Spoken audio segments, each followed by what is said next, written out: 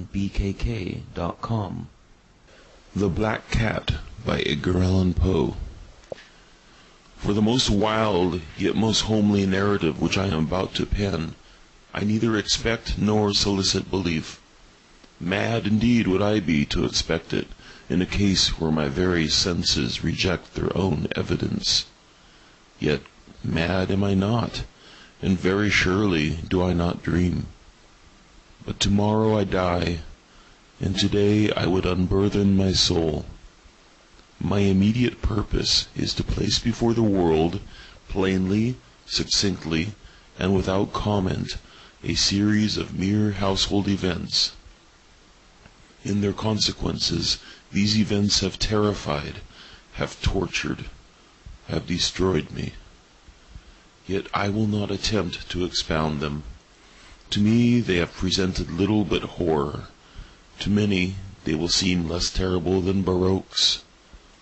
Hereafter, perhaps, some intellect may be found which will reduce my phantasm to the commonplace, some intellect more calm, more logical, and far less excitable than my own, which will perceive, in the circumstances I detail with awe, nothing more than an ordinary succession of very natural causes and effects. From my infancy I was noted for the docility and humanity of my disposition. My tenderness of heart was even so conspicuous as to make me the jest of my companions. I was especially fond of animals, and was indulged by my parents with a great variety of pets. With these I spent most of my time, and never was so happy as when feeding and caressing them. This peculiarity of character grew with my growth, and in my manhood I derived from it one of my principal sources of pleasure. To those who have cherished an affection for a faithful and sagacious dog, I need hardly be at the trouble of explaining the nature or the intensity of the gratification thus derivable. There is something in the unselfish and self-sacrificing love of a brute which goes directly to the heart of him who has had the frequent occasion to test the paltry friendship and gossamer fidelity of mere man. I married early, and was happy to find in my wife a disposition not uncongenial with my own. Observing my partiality for domestic pets, she lost no opportunity of procuring those of the most agreeable kind. We had birds, goldfish, a fine dog, rabbits, a small monkey, and a cat.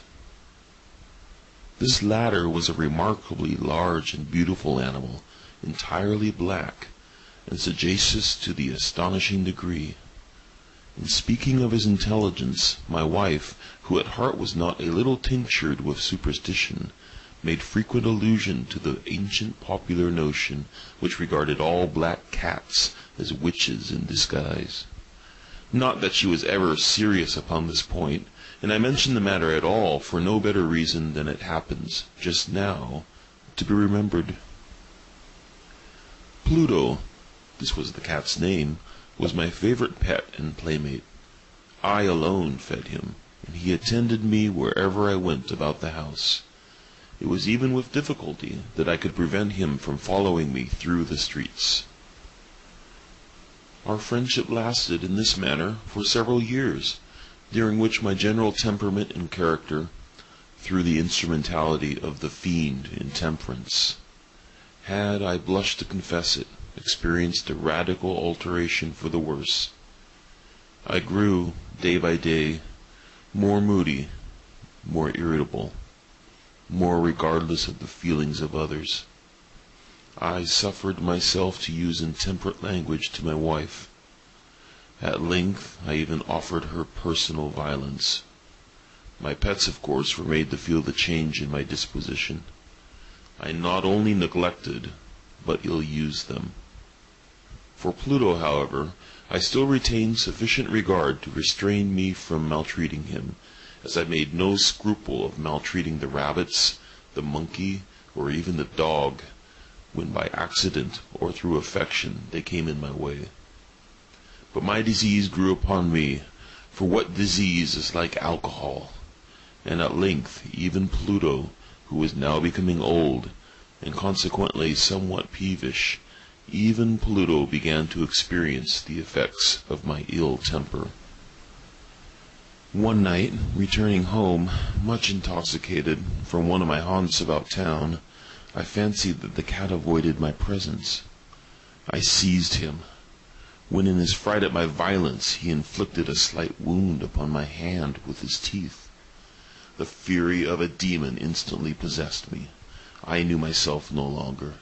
My original soul seemed at once to take its flight from my body, and a more than fiendish malevolence, gin-nurtured, thrilled every fibre of my frame. I took from my waistcoat pocket a penknife, opened it, grasped the poor beast by the throat, and deliberately cut one of its eyes from the socket. I blush, I burn, I shudder while I pen the damnable atrocity.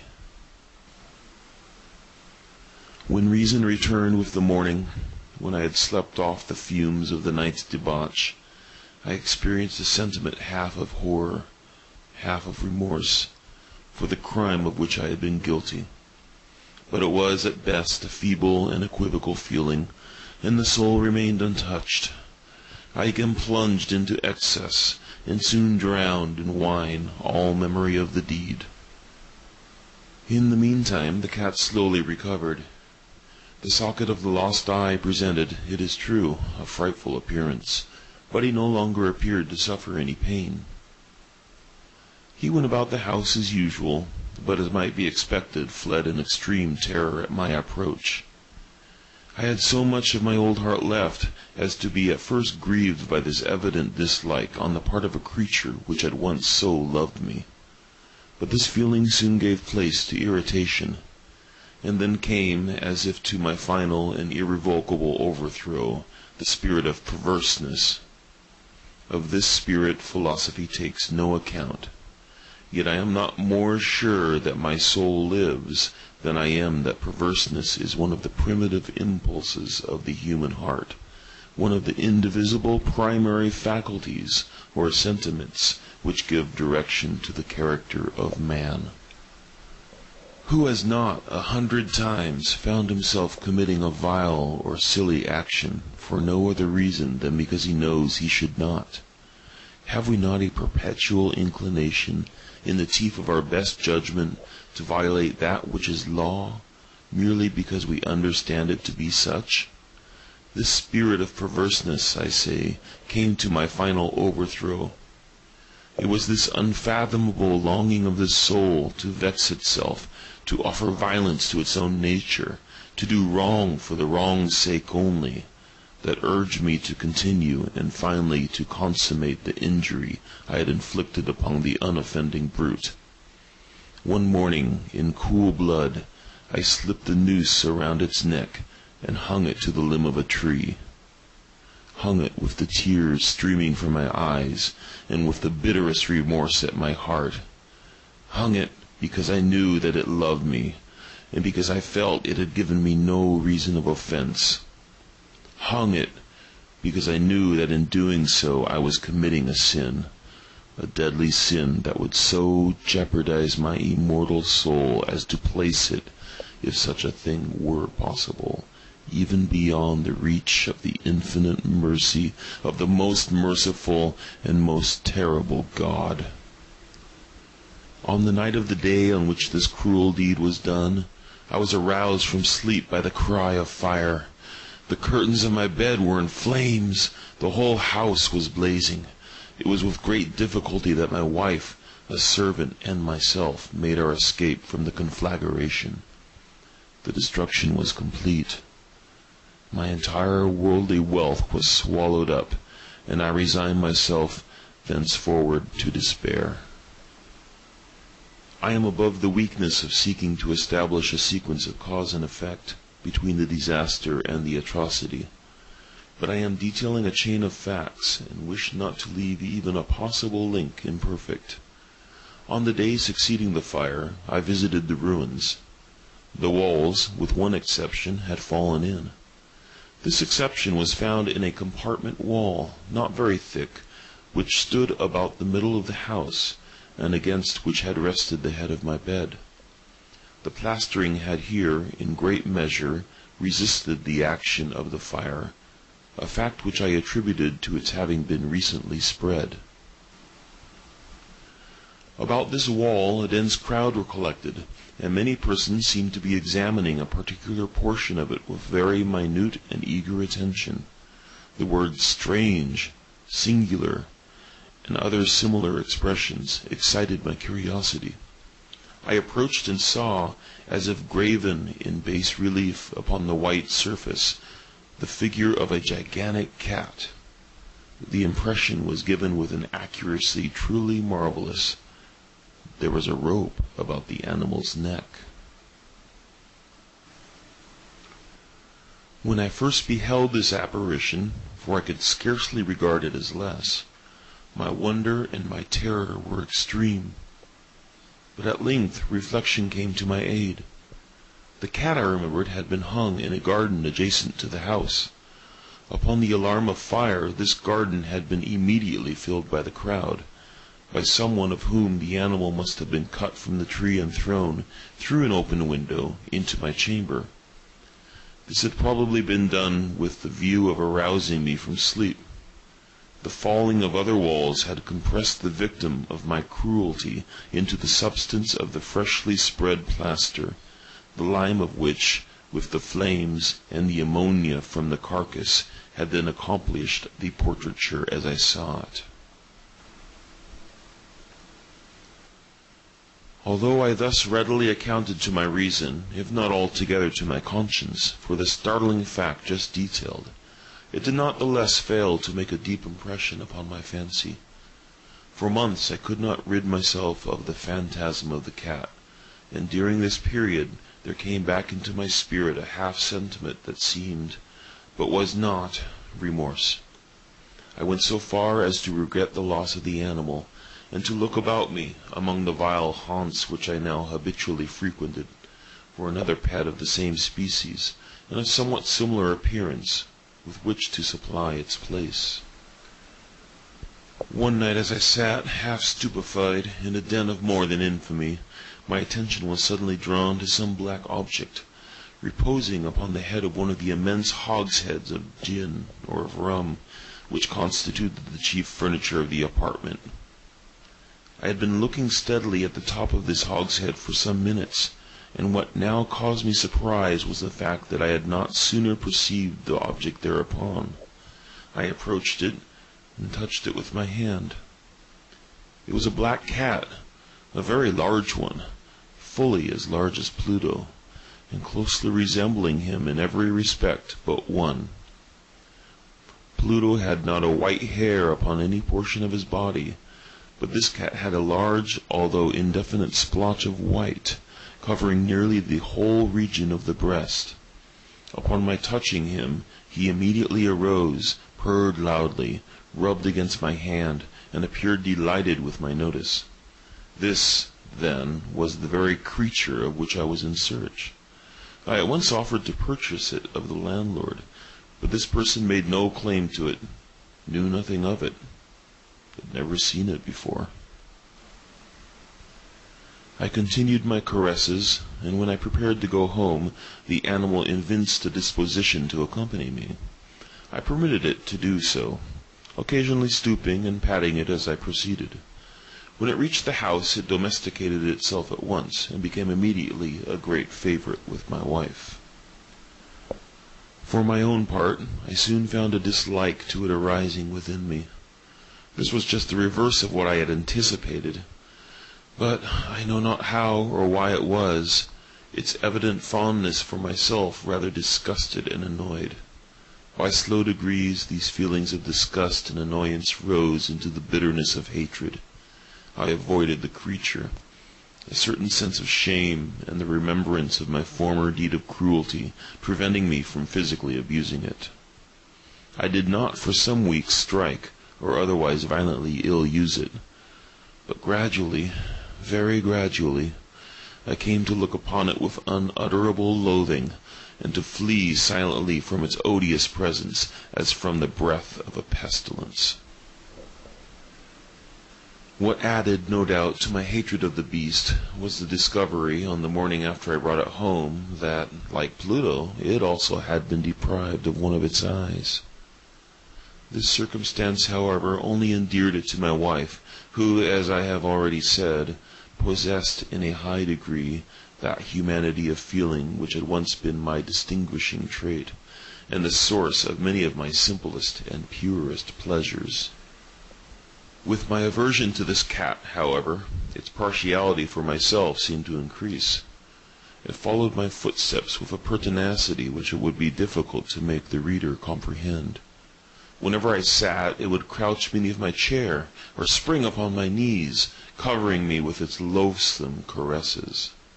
If I arose to walk, it would get between my feet, and thus nearly throw me down, or, fastening its long and sharp claws in my dress, clamber in this manner to my breast.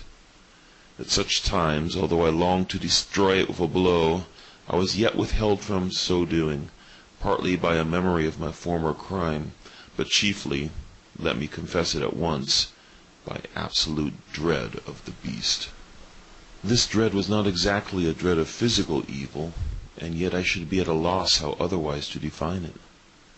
I am almost ashamed to own, yes, even in this felon's cell, I am almost ashamed to own, that the terror and horror with which the animal inspired me had been heightened by one of the merest chimeras it would be possible to conceive.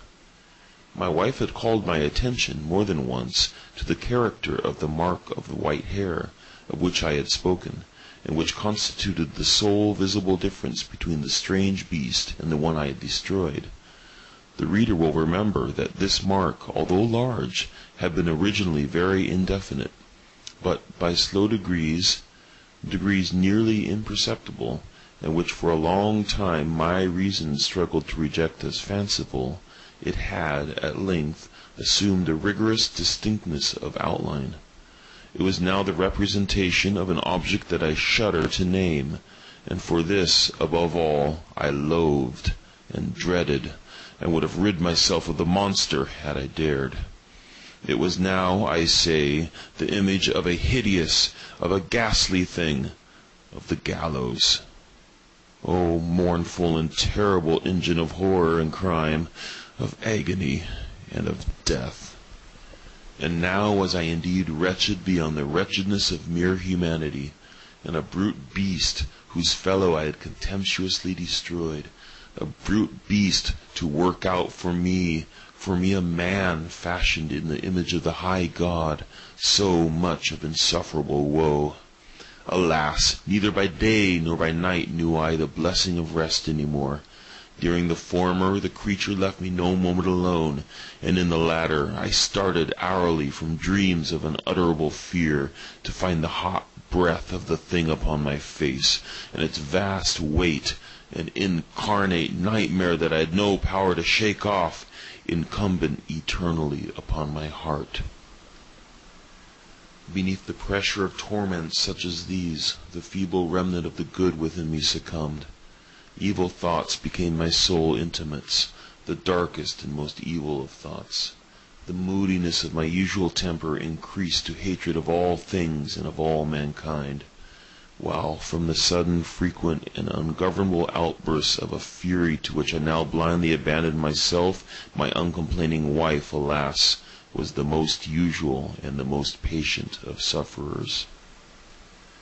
One day she accompanied me, upon some household errand, into the cellar of the old building which our poverty compelled us to inhabit. The cat followed me down the steep stairs, and nearly throwing me headlong, exasperated me to madness. Uplifting an axe, and forgetting in my wrath the childish dread which had hitherto stayed my hand, I aimed a blow at the animal, which, of course, would have proved instantly fatal had it descended as I wished. But this blow was arrested by the hand of my wife. Goaded by the interference into a rage more than demoniacal, I withdrew my arm from her grasp and buried the axe in her brain. She fell dead upon the spot, without a groan. This hideous murder accomplished, I set myself forthwith, and with entire deliberation, to the task of concealing the body. I knew that I could not remove it from the house, either by day or by night, without the risk of being observed by the neighbors. Many projects entered my mind. At one period I thought of cutting the corpse into minute fragments and destroying them by fire. At another, I resolved to dig a grave for it in the floor of the cellar. Again, I deliberated about casting it in the wall in the yard, about packing it in a box, as if merchandise, with the usual arrangements, and so getting a porter to take it from the house. Finally, I hit upon what I considered a far better expedient than either of these. I determined to wall it up in the cellar, as the monks of the Middle Ages are recorded to have walled up their victims. For a purpose such as this, the cellar was well adapted. Its walls were loosely constructed, and had lately been plastered throughout with a rough plaster, which the dampness of the atmosphere had prevented from hardening. Moreover, in one of the walls was a projection caused by a false chimney or fireplace that had been filled up, and made to resemble the red of the cellar. I made no doubt that I could readily displace the bricks at this point, insert the corpse, and wall the whole up as before, so that no eye could detect anything suspicious. And in this calculation I was not deceived. By means of a crowbar I easily dislodged the bricks, and having carefully deposited the body against the inner wall, I propped it up in that position, while with little trouble I relaid the whole structure as it originally stood. Having procured mortar, sand, and hair with every possible precaution, I prepared a plaster which could not be distinguished from the old, and with this I very carefully went over the new brickwork. When I had finished, I felt satisfied that all was right. The wall did not present the slightest appearance of having been disturbed. The rubbish on the floor was picked up with the minutest care. I looked around triumphantly, and said to myself, "Here, at least, then, my labor has not been in vain." My next step was to look for the beast which had been the cause of so much wretchedness, for I had, at length, firmly resolved to put it to death. Had I been able to meet with it at the moment, there could have been no doubt of its fate, but it appeared that the crafty animal had been alarmed at the violence of my previous anger, and forbore to present itself in my present mood. It is impossible to describe or to imagine the deep, the blissful sense of relief which the absence of the detested creature occasioned in my bosom. It did not make its appearance during the night, and thus for one night at least, since its introduction into the house, I soundly and tranquilly slept. I slept even with the burden of murder upon my soul. The second and the third day passed, and still my tormentor came not.